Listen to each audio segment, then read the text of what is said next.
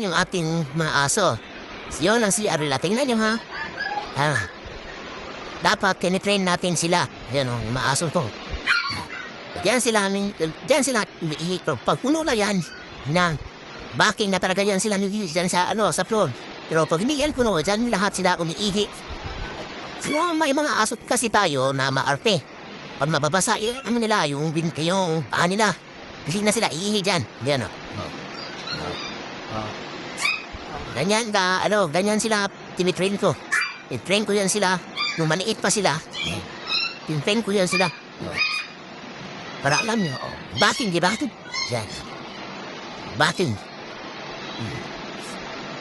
So yun, para alam nyo, yan Yan sila may ihi. Diyan din sila tumutubon. Tapos kinukuha namin yung tubo na yan. Tapos di pa plus na sa CR.